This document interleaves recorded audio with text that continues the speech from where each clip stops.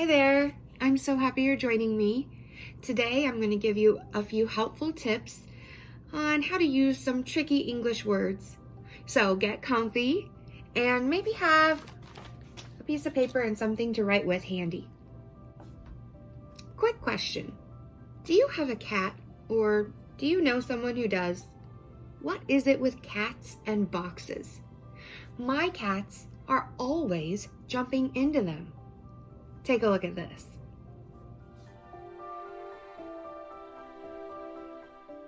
Did you just see that? My crazy cat was in the box. I just used an English term called a preposition. A preposition is one of those tricky terms in the English language that tells us where or when something happens. It shows a relationship between something and something else. Today, I'm going to be giving you a lot of prepositions that can be used in regards to a place or a time. My biggest tip to you as an English learner is to learn some of these prepositions in chunks of words, groups of words. This will help you understand how they flow together in a sentence. Let's talk about the word in. This is often used when we're talking about a large place. Something that could surround a person or a thing. This could be something like a car, a room, a building, or even a park. I'm going to give you some examples using in when we talk about a place.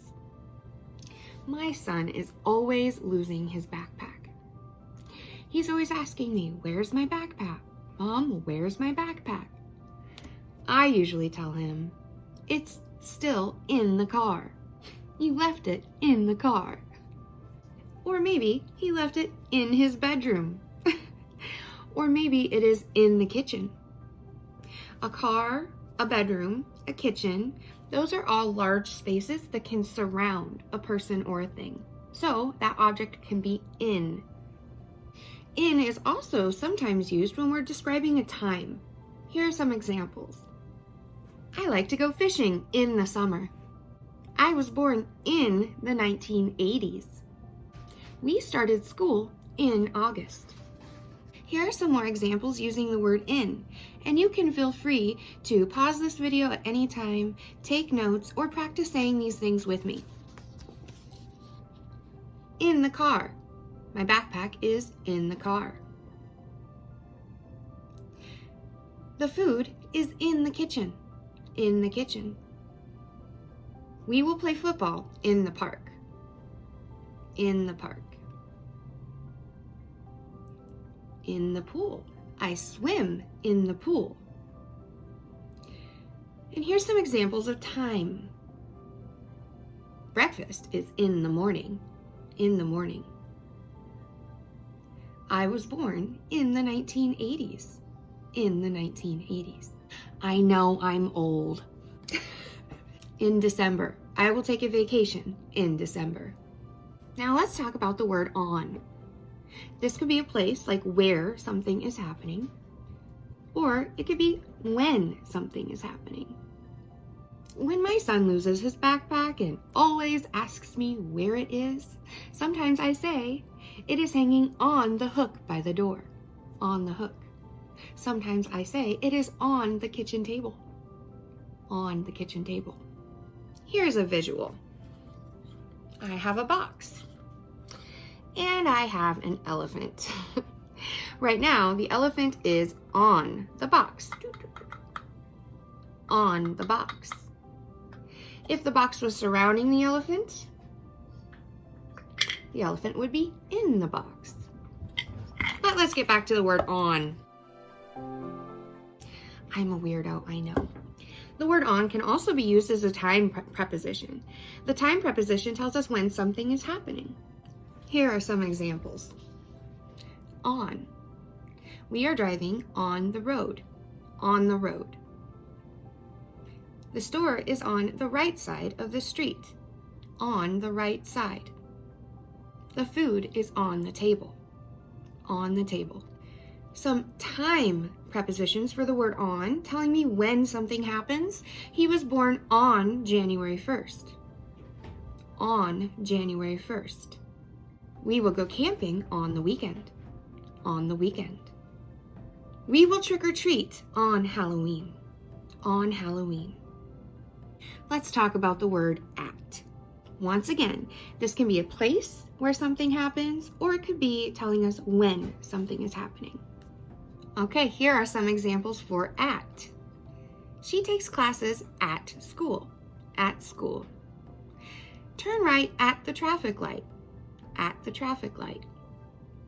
Let's meet at the mall. At the mall. We shop at the market. At the market. The party starts at 10:30. At 10:30. Meet us for lunch at noon. At noon. One thing you may have noticed as I've been going through these, many times they are part of a phrase. And that was what I was talking about earlier when I talked about chunking. When we learn and memorize the words together as a chunk of a sentence, we better understand how it should sound.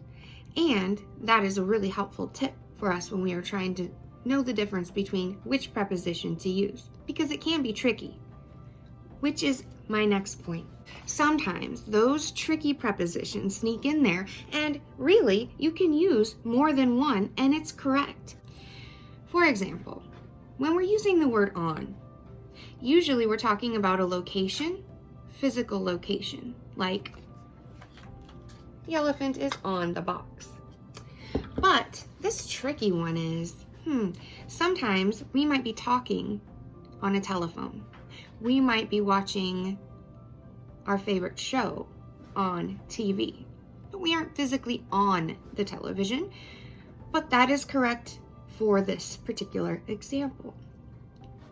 Another tricky one is sometimes we could use on or at, and it's still correct. I could say, meet me on the corner of Grand Avenue and Main Street, or I could say, meet me at the corner of Grand Avenue and Main Street. Both are correct in this example. And another tricky one is sometimes we could use in or at, and they're both correct. For example, I could say, she is still in school, or I could say, she is still at school, and both of those are completely correct. Don't get frustrated. I know sometimes English can be really frustrating, but you can do it. And with more practice, the better you're going to get. Remember how I said one of my biggest tips was to use these words in chunks or groups? I also think there's one other thing that could help you. Practice, practice, practice. Practice making your own sentences and reading them aloud. Say it, hear it, write it. If you do all three things, you're going to pick up on it a lot faster. This is what I mean by say it, hear it, write it. I'm going to use this example. The sentence is, let's play football in the park. I'm saying it, I'm hearing myself say it, and I'm also going to write it. Let's play football in the park. In the park. Let's play football in the park. The more I write it, say it, and hear it, the better I'm going to remember it. Thank you so much again for joining me today. I hope I helped you understand a little better how to use some of those tricky prepositions. Remember, practice, practice, practice, and use chunks of terms when you're studying. And I'll put those examples back up so that you can pause your video and study at your pace. Thank you again, and happy studying. You got this.